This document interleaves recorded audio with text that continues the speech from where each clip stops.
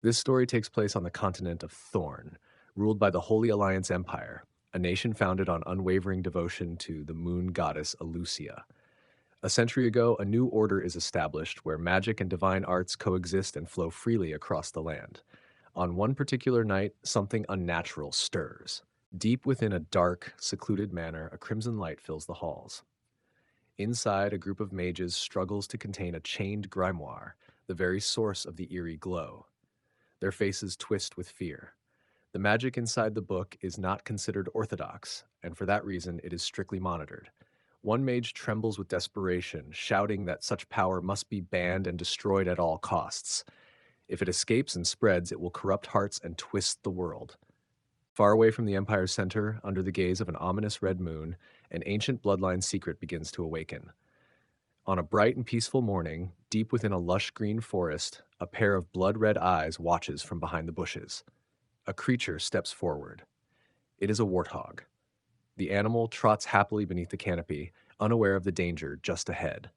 A metal bear trap, poorly hidden but placed with precision, waits for it. The warthog does not notice until it is too late. The trap clamps shut around its leg.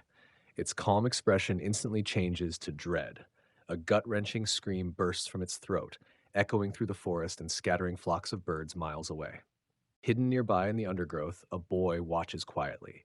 He has white hair and is barely past childhood, but the sharp grin on his face shows confidence beyond his years. He steps out proudly, feeling victorious. The warthog's eyes fill with tears as it realizes its end has come. The boy, whose name is Richard, beams with triumph and admires the creature, calling it his big pig trotter.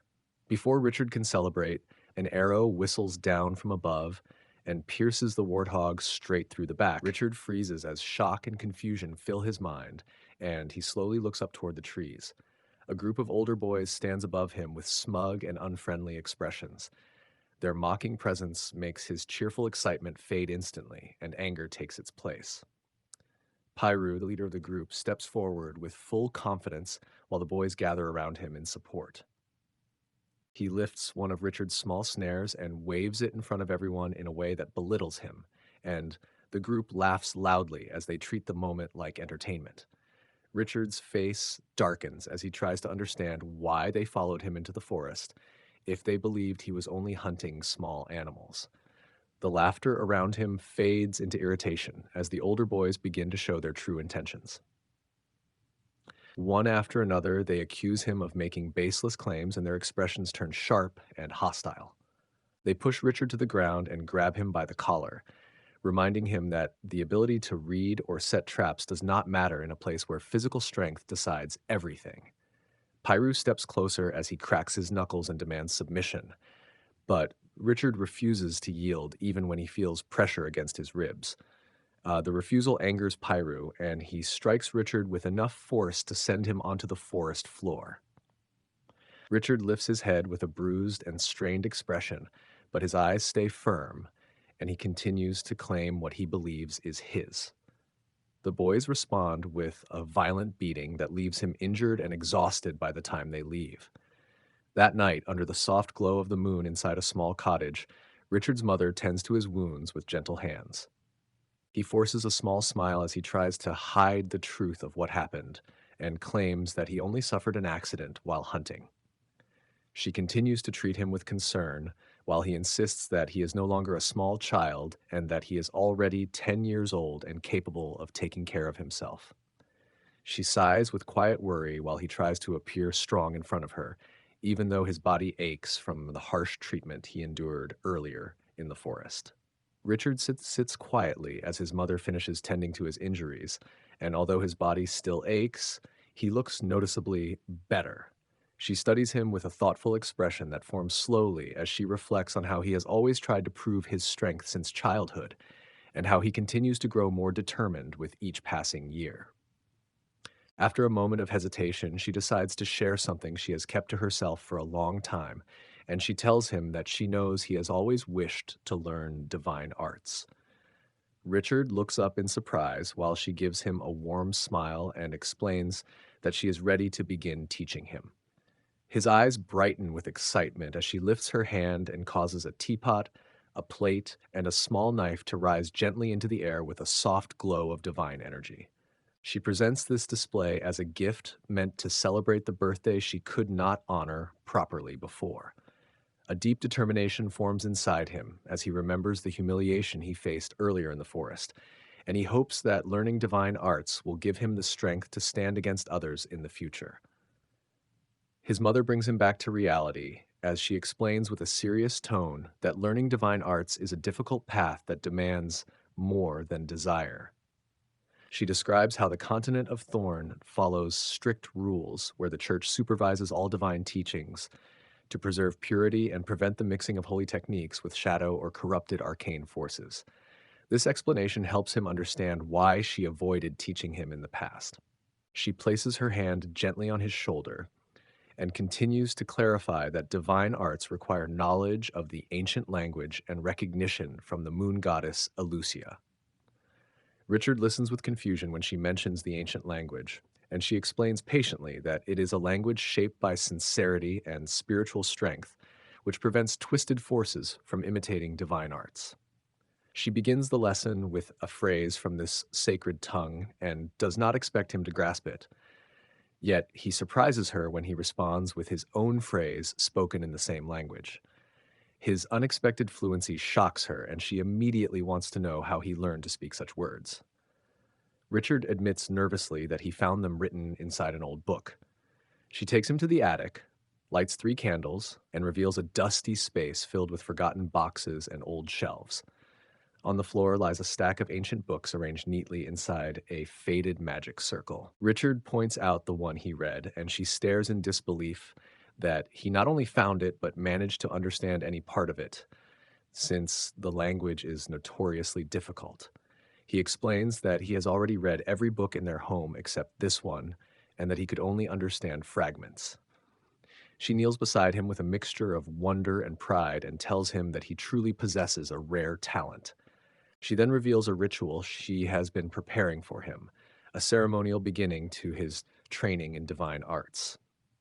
Richard expects something grand and dramatic, but instead she picks up one of the old books with a worn cover marked by silver moon symbols and explains that it is one of the sacred records dedicated to the moon goddess Alucia. The book contains 7 forms of divine arts, and the ancient language he spoke earlier belongs to this very text. Richard rubs his smooth and childish chin as he reflects on how he read the ancient text and understood only fragments of it, yet his mother's pride shows that even this small understanding proves he is acknowledged by the moon goddess, because only those recognized by Alucia can learn from such a sacred record. The atmosphere shifts as a soft glow begins to spread through the attic, and the ritual starts with a quiet and steady intensity. Richard steps into the center of the circle as instructed, and he sinks to his knees while focusing on sincere prayer, trusting that the moon will listen. Golden light rises and swirls around him in warm and weightless currents that feel alive, and his mother explains the nature of the guidance he is about to receive, while the old book lifts from the floor with its pages turning without any wind. The glow grows stronger until it surrounds him completely, and when he opens his eyes again, the attic disappears, replaced by a vast shimmering space that stretches endlessly in silence. A great golden circle appears high above like a suspended sun, and a deep inner voice rises within the space as if speaking from the hidden part of his own heart. A beam of golden light descends and strikes the ground, forming a series of statues shaped like ancient idols of power that stand arranged around him in stone rings, and he realizes that this is the choice his mother mentioned. 6 idols present themselves as paths of enlightenment, healing, retribution, silver moon armament, judgment, and foresight, and Richard hesitates because he does not understand the consequences of choosing any one of them. He remembers the helplessness he felt earlier, the frustration burning in his chest, and the wish to protect what matters. And he also recalls a line from the attic book that says, "A man must possess wisdom alongside strength." His mother's steady words echo in his mind as he follows the intention of his heart, and as he lifts his gaze, the stone rings glow, while a 7th statue rises from beneath the ground, hidden until this moment, carrying the name Dark Side of the Moon. The inner voice reminds him that every path demands a price, and he must decide what he is willing to sacrifice for. He hesitates for only a brief moment before placing his hand upon the new idol, and a cool blue light bursts outward in a calm but overwhelming wave that flows into him and seals his choice. Back in the attic, the temperature drops sharply as the candles flicker in the cold air, and Richard kneels in the center of the ritual circle wrapped in pale moonlight, while his mother steps closer and freezes when she sees how his form has changed, not in a monstrous way, but in a strange and unfamiliar manner, touched by a presence beyond ordinary divine arts, a calm yet unsettling power that settles around him as she gasps in quiet shock. Richard drifts through a quiet and endless void inside his mindscape, moving toward a pale moon that glows at the center. A faint trace of his mother's voice reaches him from far within the darkness, while in the real world his body loses control and he lunges at her like a creature driven by chaos. She narrowly avoids him and feels a moment of confusion, but she is not surprised because she sensed that something might go wrong. Richard moves toward her again as dark energy rolls off his skin, and she understands that the enlightenment is not guided only by Alucia, because the ancient language and the book have allowed another force to rise inside him. She reacts quickly, moves in a blur, and places her hand on his forehead as a glowing sigil forms and releases a divine technique that sends holy light through his body. Her consciousness pushes into his mindscape, where she finds the once calm space covered in a heavy black haze and wrapped in a strange shadowy energy that clings to her unconscious child. Dark essence spreads through the air like spreading ink, but the spell ends too soon, and she is forced out of the mindscape and back into her body, gasping and gripping her head as sharp pain shoots through her. She now understands that the shadow creatures have found a way into the domain that once belonged only to the moon goddess, and she remembers how these beings have moved through different realms, spreading their darkness, corrupting minds, turning believers into tools, and plunging lands into violence until the Holy Alliance and the moon goddess pushed them back long ago. Elaine exhales as her expression darkens, and she understands that even Alucia has now been touched by corruption. She looks at Richard, who trembles under the weight of what has invaded him, and she realizes that the shadow creatures have chosen him as an anchor and a doorway for their return. She knows that if nothing interrupts this influence, Richard will either be destroyed by the collision of these powers or fully consumed by the darkness. With steady resolve, she brings her hands together and begins a sacred chant that releases a surge of golden energy, which rises around her and spreads through the attic in a powerful burst until it spills through the windows and floods the night sky with a brightness that pushes away every trace of darkness.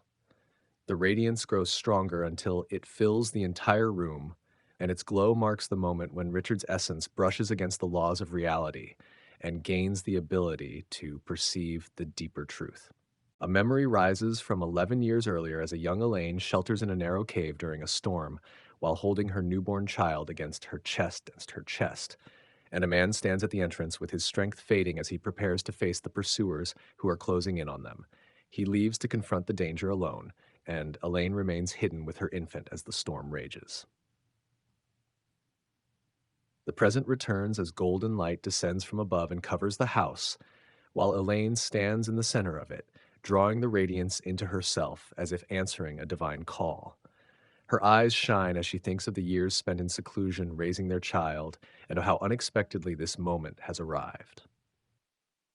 Her determination strengthens as the golden energy expands in waves that shake the house until every surface glows with divine brilliance. When the light finally fades, the air settles into quiet dust, and Richard lies in her arms as he slowly opens his eyes.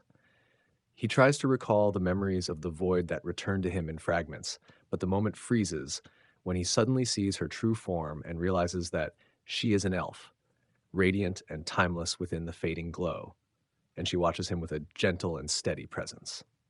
Elaine stays calm and steady as Richard sees her true form, and he begins to explain what he experienced on the other side.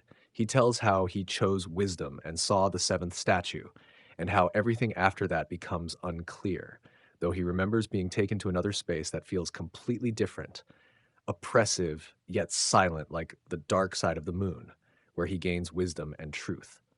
Elaine listens, noticing the strange maturity in her 10-year-old's voice, and Richard turns his thoughts to his father, his gaze full of suspicion.